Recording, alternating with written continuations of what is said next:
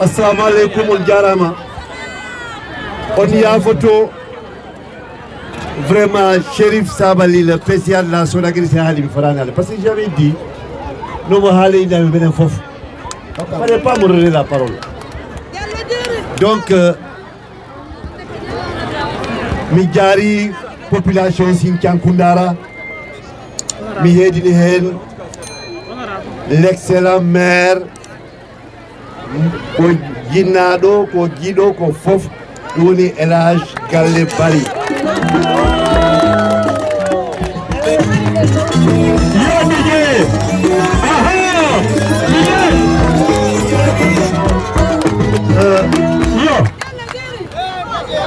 monsieur le maire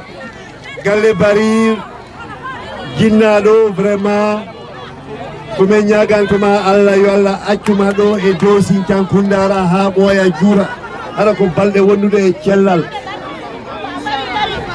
par ce que ko a neɗɗo engagé ɗo ko a neɗɗo développement ko a neɗɗo gonga ko a yiɗɗo nokku donc ndille wiye tout le temps on ne change pas une équipe qui gagne vraiment mi salmini jinnaɓe am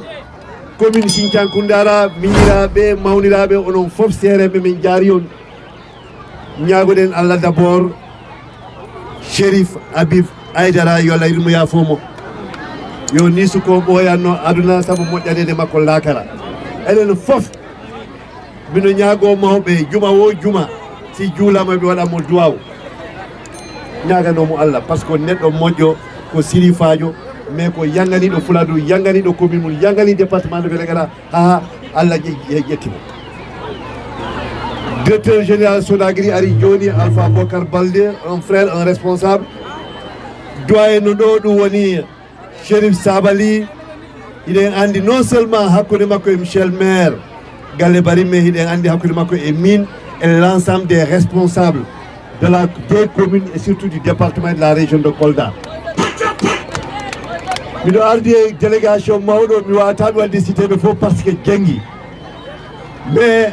après Cherif Sabali le président du conseil d'administration de la Sonagri wiide on tan Galle Barry c'est une chance pour Sinthiankundara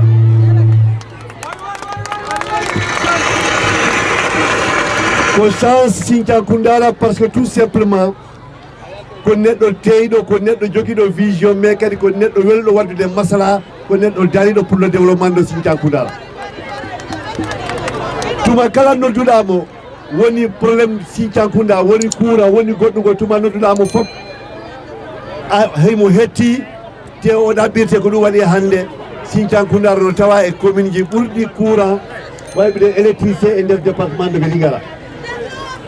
Sinthiankundara e dalle makko kadi heeɓi feera yimɓe nogas e jeenayo liggotoɓe mais mi wiya inchallah à partir de février si Allah no acci en ɗo wona nogas e jeenayo haalte mais ko capanɗe haalete ƴetteteɓe rewɓe e worɓe commune Sinthiankundara continue lewru o ta no yoɓe ɗum inchallah mamin continue wallude ɗum e darde makko e darnagol Sinthiankundara président conseil d'administration nuni Cherif Sabali o haali pour la DER mais ɗum ko yombi mais mi wiyaw kadi lampuji solaire waɗaɗi Vélingara ɗi mais Sinthiankundara heeɓi programme on heɓay 300 lampadaire ɗum kadi ko golle Galle Barry watte e nder commune Sinthiankundara ɗum noon monsieur le maire anda Vélingara DG Sonagri PCA les responsables du département de Vélingara les députés mine et Aminata Diaw et kala responsable mo gandanɗa hoorema ko département de Vélingara mais ko région Kolda fof no dari no heeɗima kala ko wiiɗa men darto minen fof e président Macky Sall et son gouvernement pour Sinthiankundara ɓurta yarde yesso mais inchallah ko fuɗɗa ɗo ko c'est un début on fera en sorte que Sinthiankundara continue wadde une commune de développement mais surtout hedde agriculture mais aussi kala ko woni domaine dans l'emploi des jeunes et surtout aussi le financement des femmes Sinthiankundara ma heɓu particularité mais aussi Sinthiankundara waɗe traité à la hauteur non seulement population Sinthiankundara mais ce que Sinthiankundara représente en matière électorale en matière de résultats dans le cadre du Benno Bokk Yakaar parce que l'élection ji waɗaɗi fof Sintiankundara heta yeso et résultat. Donc, un continent de Sita, Michel Maire, mais comme garantie, Inch'Allah. Kala projet moy minda, kala projet lamu. Allah ko yalta kalamu a hebani ko sa hebi seti do parce que non seulement ko darne male mais aussi ko ligamale ko résultat. Donc ko fierté mawdo ko weltare mawde vidéo ko yado ko fuddode ko buri mawni ko hanki mercredi passé président de la République a doté un budget de 5150 milliards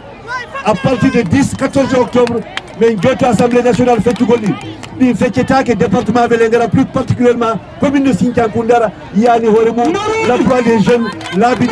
le financement des femmes et tout ce qu'il faut, les écoles, le lycée. Nous allons travailler en concert avec tous les responsables pour accompagner le maire de Sintiankundara, les populations de Sintiankundara, les responsables pour le développement. Je vous remercie.